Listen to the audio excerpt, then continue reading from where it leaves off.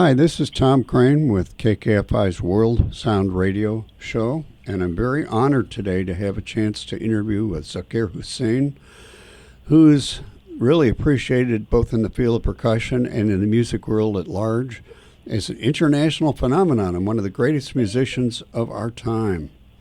And he's probably one of the world's greatest living tabla players. And he has so many awards and such a resume that it's really hard for me to say everything. And, oh, there's somebody in the background there. We'll have to edit that out, I guess. Can you still hear me? But you suddenly started breaking up. Okay. Well,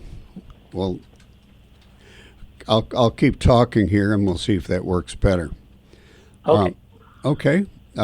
He's a chief architect of the contemporary world music movement, and his contribution to world music has been unique with many historic collaborations. And he's worked with so many artists, including Mickey Hart with Planet Drum, Tabla Best Science, Sangram with Charles Lloyd and Eric Harlan, and recording and performances with artists as diverse as George Harrison, Yo-Yo Ma, Joe Henderson, Van Morrison, Airto Moreira, Pharoah Sanders, and so many more. And Zakir also received the distinct honor of composing the opening music for the 1996 Summer Olympics in Atlanta, and he was a recipient of the 1999 National Heritage Foundership, the United States' most prestigious honor for a master in the traditional arts, and it was presented by First Lady Hillary Rodham Clinton in the United States in 1999. And anyway, I'd like to mention that you're one of the greatest living tabla players, and I got a haircut yesterday, and the barber had not heard of what a tabla was. I couldn't believe it. Could you tell us what the instrument is? Well, tabla is from North India, and it is a two-piece drum, and it has existed in our North Indian music history for about 300-odd years. But has come into its own in the world of Indian classical music in India and accepted as the premier rhythm instrument of choice for the last maybe 180 odd years. And I beg to differ as far as being the greatest living tabla maestro. I have to say that there are at least 8 or 10 tabla players playing in India and occasionally touring in all over the world who are just as good, if not better, on their day. It just so happens that I have received visibility and have been featured on the marquee and have played with some of the greatest musicians in the past 40 years, and that has given me a sort of status that these great other tabla players have not received. So I have to say the bench strength as far as the tabla playing tradition in India is concerned is very deep, and I'm just one of the 10 or 12 good ones as opposed to the best one around. Well, let's just say you're a wonderful tabla player. And maybe I will accept that. And okay. I wear nice clothes and everything. Can you describe what the appearance of the tabla is? What does it look like? Well, if you were to think about, say, the conga drum, you know what that is. Oh, yeah. The Latin percussion instruments, conga drums, or bongos. So the bongo drum is like a small two-headed drum which is attached together, and one head is a low end and one head is a high end. But similarly, we have tabla, which are, say, about 3 times the size of a bongo drum set. They are not attached together, but they are 2 drums. One is a bigger, slightly bigger, rounder drum than the other one. So the bigger, rounder drum is the bass drum, and smaller, straighter drum is the high drum. So the low drum is made out of metal, and the high drum is made out of wood, and they both have goat skin on it. and are, of course, played with hands, and are tunable drums.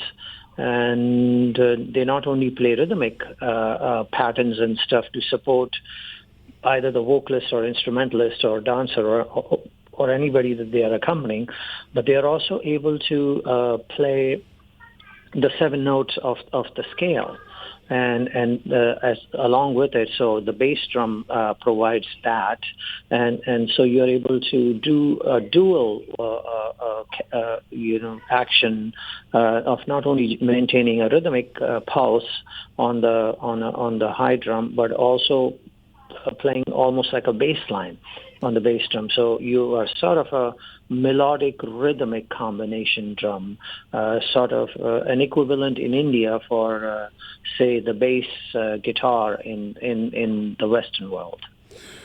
So you can change the pitch of the drums as you play. Yes, we can change the pitch of the drum. We can also slide notes from one note to the next note because of the give that the skin has when you're pressing on it. So you can slide from, say, a C on the middle C of the piano up to the D sharp.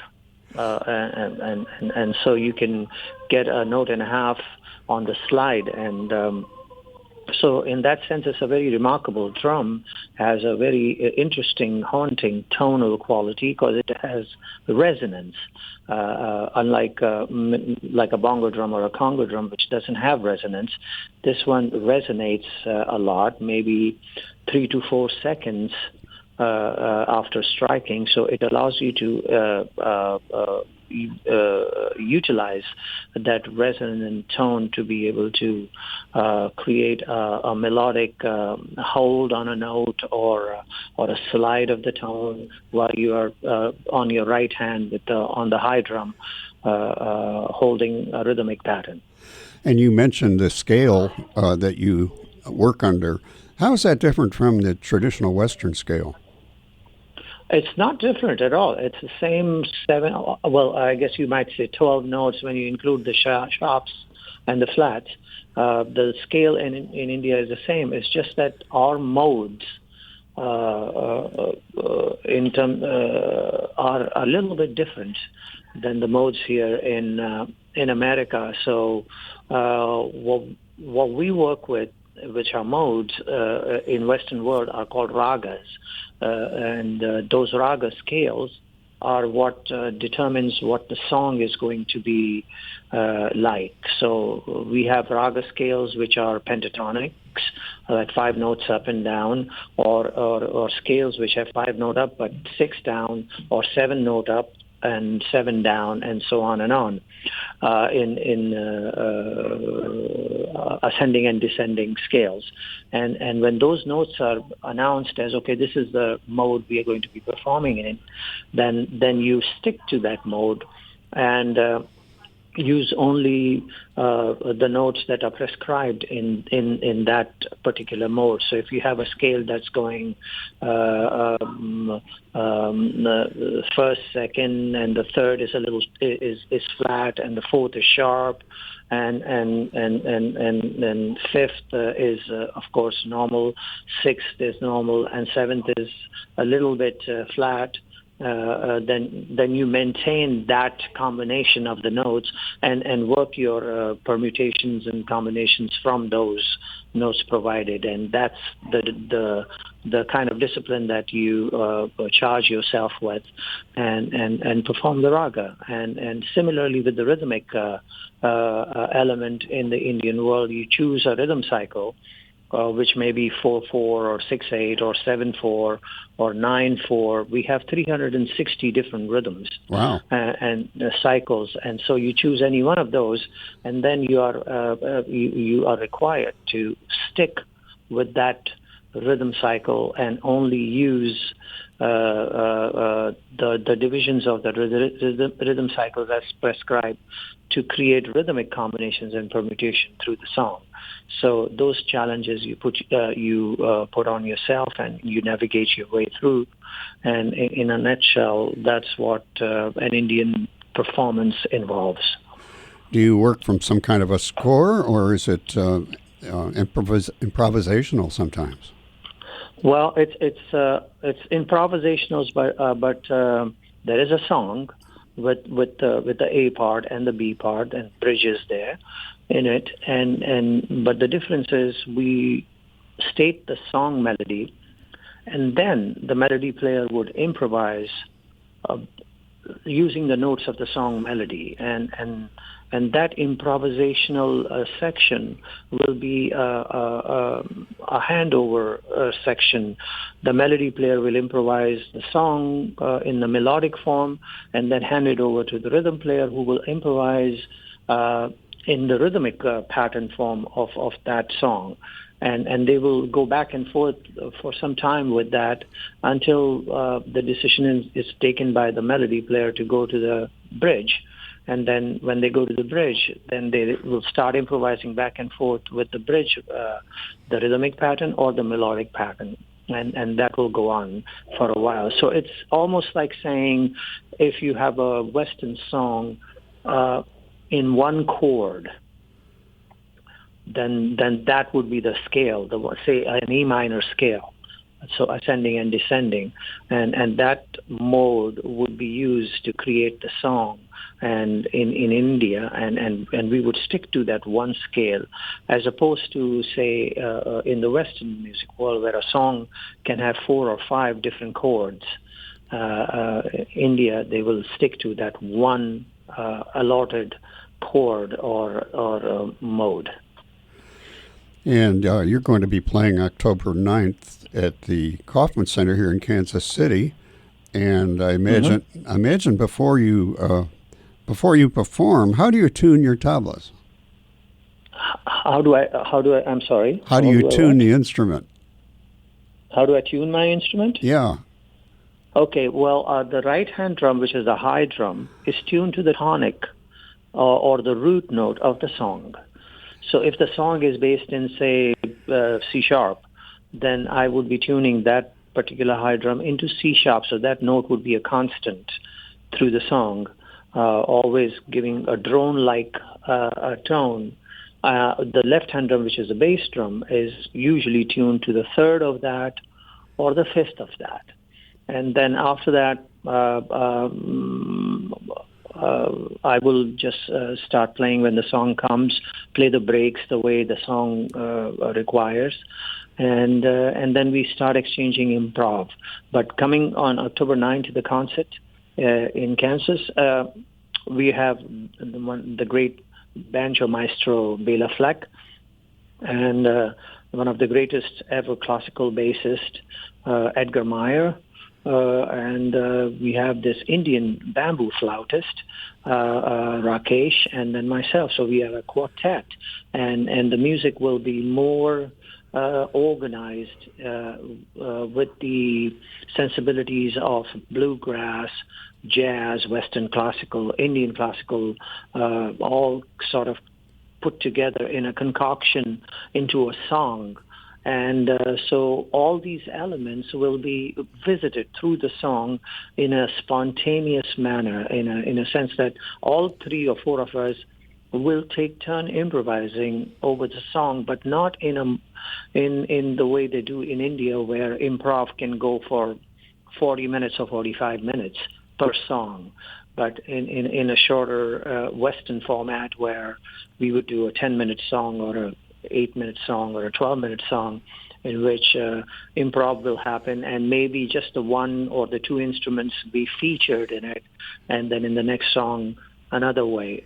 And so it's interesting to watch this kind of a Western idea of improv as in jazz happen, and the Indian musicians kind of adhering to that requirement, and then there will be songs where we will lengthen the piece, harking to the Indian improv sensibilities, and watching Edgar Meyer or Bela Fleck or both sort of expand their solos in that format. So it's a give and take that will take place, and being spontaneous improv and counterpoints and supportive elements coming from each one of us, is going to be a very interesting, challenging musical conversation that will take place.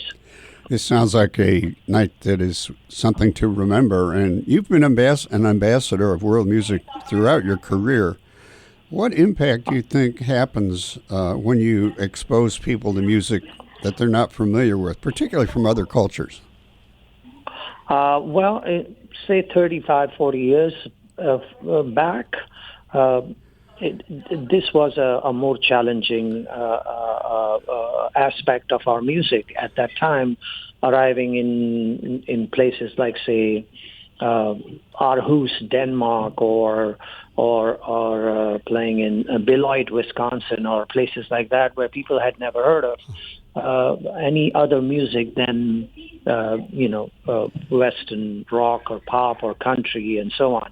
But to try and bring to them the form in as simple format as possible, so that they are able to digest the tonal aspect of the instrument, and at the same time see how these instruments are able to play the melodies, and how the melodies sound so slightly different because of the way the instrument is able to either bend the notes or slide the notes, or the rhythmic instrument is able to harmonize the song while playing the rhythm. So it was a little difficult in those days, but nowadays the challenge is hardly there, because people are able to see and hear us on YouTube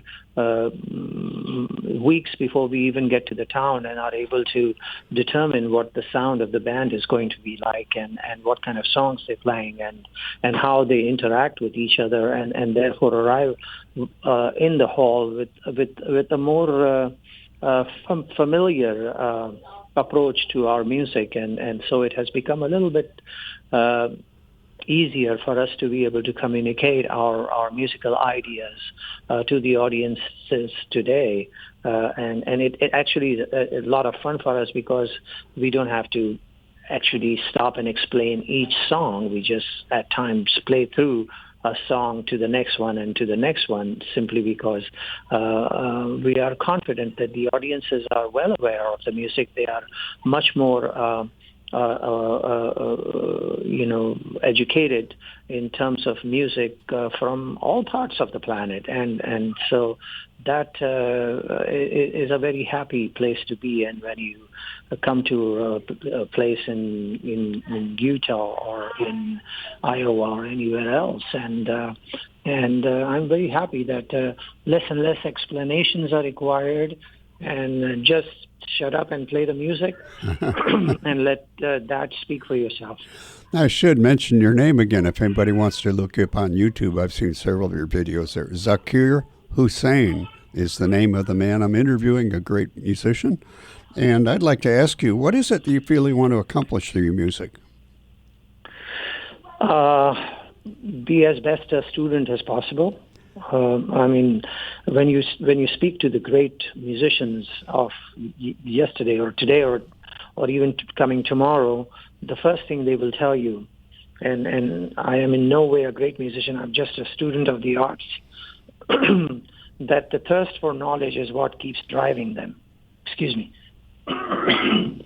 and that's what's exciting about being a musician or an artist of any sort, is to be able to find new ways to be able to express yourself.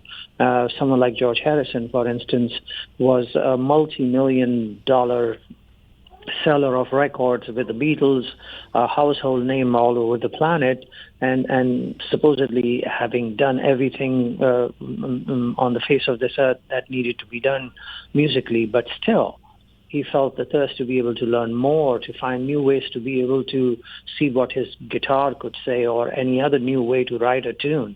And that brought him to Ravi Shankar, the great sitar player from India, to learn more.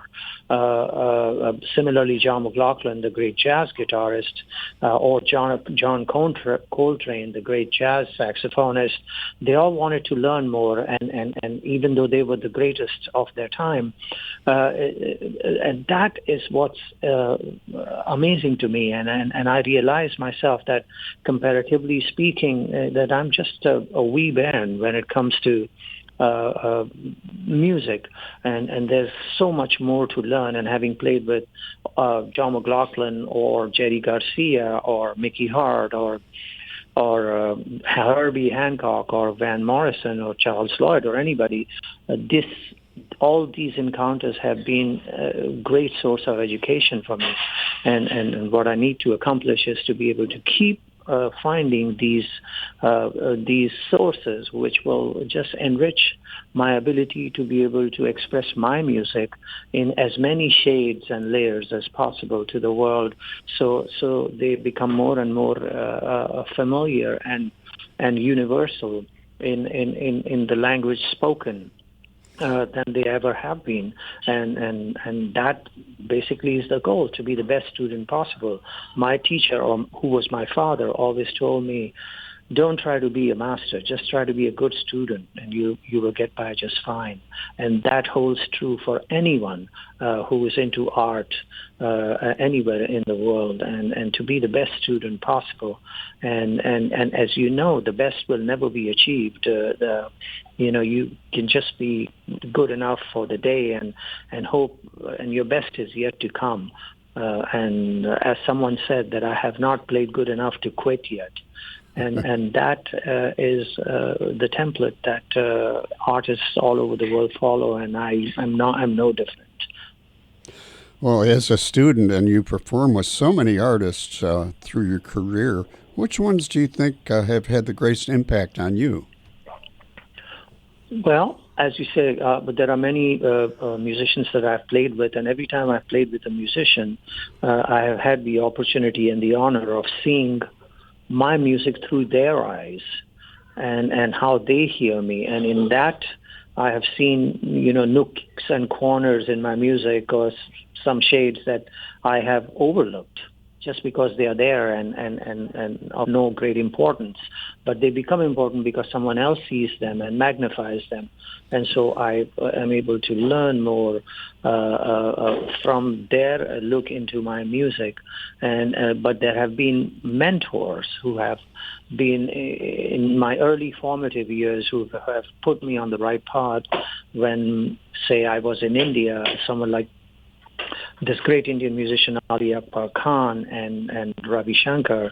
I was 15 and 16 years old when I was accompanying them on stage, and they were the greatest living instrumentalists of India, and their input into what I should be doing musically was really great. So they were great mentors for me, and in the world of jazz. And when I came here to the western part of our planet, I was fortunate enough to run into John McLaughlin, the great jazz guitarist, who introduced me and my instrument into the world of jazz, and under his guidance, I learned so much about jazz, so much about how to play in that form, and how to understand what the chorus is in a song, in jazz compositions and so on, and learn. And he has been one of the great mentors in my life. And another one I would have to say would be Mickey Hart of the Grateful Dead, the drummer. I lived in his studio for months and months together, and through him came in touch with so many drum heritage and traditions of all over the world, and a whole world of rhythm was open to me, and was guided through. And so these are 3 or 4 really, really important landmark mentors in my life who have really guided the way I have started to look at music over the past 2-3 decades. Well, I want to thank you. It's been such a pleasure to speak with you, and look forward to... Oh, Mr. Crane, it's been an honor and a pleasure, and I'm glad you called, and thanks for calling me. I do have one last question. How do you think world music fosters world peace around the world? Well, I have to say that music or music community at large is a way of life unto themselves. There are no fences, there are no boundaries, there are no language issues, there are no religious issues, there's nothing. Musicians from all over the world, for them, there's one language, and that is the 12 notes of the scale and the pulse of the rhythm. And they are able to communicate. You can see now that there are musicians from Mali, Africa, interacting with Paul Simon, the great, or John Coltrane interacting with Ravi Shankar, or myself being able to play with John McLaughlin, or with Earth, Wind and Fire, or playing with the Detroit Symphony.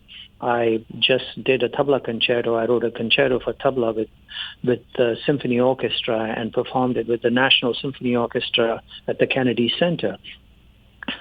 And there were no issues in terms of, oh, well, you are an Indian and you speak a different language, or this is a very strange-looking drum, and why should a drum be a solo instrument with 95 musicians on stage with all sorts of musical instruments there? None of that.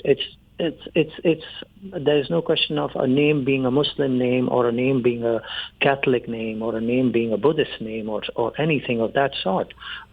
It's the music that's at the core of our interaction together, and the unified approach to be able to walk that course, walk that path, and be able to express ourselves together, and realize that a musical conversation is no different anywhere else in the world. We are, in that sense, no different from each other. We are the same. And when you look at world music in that sense, you realize that it's giving out a template to the rest of the world to coexist in that kind of mindset. Well, thank you very much. You've helped enlighten us a whole lot about your art, and we'll be airing this in the near future before your October 9th visit to Kansas City. And thank you again.